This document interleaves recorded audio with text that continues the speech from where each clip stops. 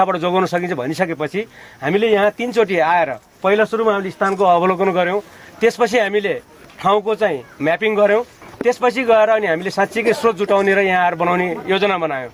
हामीले यो टहरा विभिन्न ठाउँ टहराहरू बनेका छन्, जस्तापाताहरू विभिन्न ठाउँ विभिन्न संस्थाहरूले दिएका छन्, हाम्रो पार्टीबाट पनि विभिन्न ठाउँमा वितरणको कामहरू भएको छ। तर यहाँ चाहिँ हामीले के गर्यौँ भने इन्जिनियर दक्ष इन्जिनियरहरूको टोली पनि सामेल हुने र श्रमशक्तिमा पनि सिफ्ट भएका श्रमशक्तिहरू यहाँ सामेल हुने ठाउँमा आइसकेपछि अरूको ठाउँभन्दा अलिकति पृथक केही हुनुपर्छ भन्ने हामीले योजना बनायौँ। त्यस अन्तर्गत हाम्रो योजनामा के रह्यो भने हामीले सबै ठाउँमा यहाँ घर मात्र बनाउने होइन, घरमा एक किसिमको सरसफाइको व्यवस्था पनि होस्, खानेपानीको व्यवस्था पनि होस् र समुदाय बसेर छलफल गर्न मिल्ने पनि वातावरण बनोस् भन्ने योजना बनायो।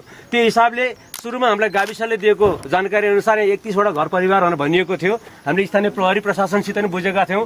पछि गएपछि 34वटा परिवार भन्ने सुनेका थियौँ र बिचमा यहाँको परिवारहरूको भाग बढ्न अंश बढ्न दाजुभाइ छुट्टा भिन्न भइसकेको अवस्था हेर्दाखेरि 37 घरमुलीको नाम हामीहरूलाई दिइयो। त्यस अन्तर्गत हामीले प्रत्येक व्यक्तिहरू प्रत्येक घरमुलीको फोटो नै खिचेर तलमाथि नपरोस्, कोही नदोरियोस्, कोही नछुटोस्, त्यो नीति अन्तर्गत प्रत्येक व्यक्तिको फोटो खिचेर हामीले उहाँहरूको घडेरी कुन ठाउँमा हुने हो, एकै ठाउँ घर बनाउन मिल्ने हो कि नमिल्ने हो, मिल्ने हो भने सामुदायिक तरिकाले हामी साझा यो बाथरुमको व्यवस्था, टोयलेटको व्यवस्था, खानेपानीको व्यवस्था, सरसफाइको व्यवस्था र सामुदायिक भवनको व्यवस्था गर्छौँ भनेर हामीले प्रस्ताव राखेका थियौँ।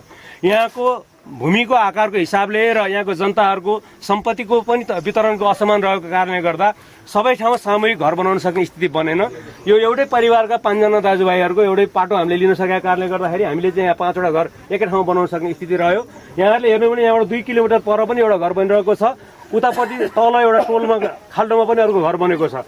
जुन ठाउँमा जनताको जुन ठाउँको घर हो त्यो ठाउँमा हामीले बस्न योग्य ठाउँ हेरेर नै यो घर बनाउने योजना बनायौँ।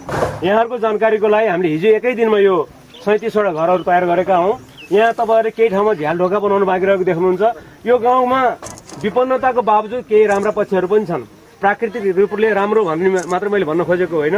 यहाँ रहेका जनताहरू अलिक सिपयुक्त जनताहरू हुन्छ। यहाँको सिकर्मी र डकर्मीहरूको बस्ती भएको यो ठाउँ भएकोले यहाँको जनताहरूले कतिपय घरमा चाहिँ के भन्नुभयो भने हामी आफै सिकर्मी भएको कारणले गर्दा तपाईँहरूले अहिले ठोकठाक गरेर बनाउने ढोका भन्दा हामी आफैलाई गाह्रो लाउन ढोका बनाउन दिनुहोस् पनि उहाँहरूले भन्नुभयो।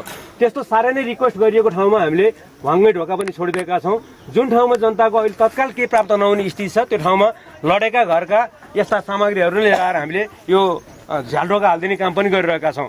मेरो विचारमा हामीहरू 2टा संस्थाबाट अहिले हामीले के प्लान गरिरहेका छौँ भने आज दिनभरिमा जो यहाँका दाजुभाइ दिदीबहिनीहरूले ढोका बनाइदिए भन्नुहुन्छ ढोका झ्याल बनाइदिन्छौँ, नबनाइदिए भन्नेको ठाउँमा उहाँहरूले बनाउने सुगम स्थिति बनाइदिएर आज हाम्रो उता पारिपट्टि बनिरहेको सामुदायिक भवन कम्प्लिट गरेर मात्रै जाने योजनामा हामी रहेका छौँ।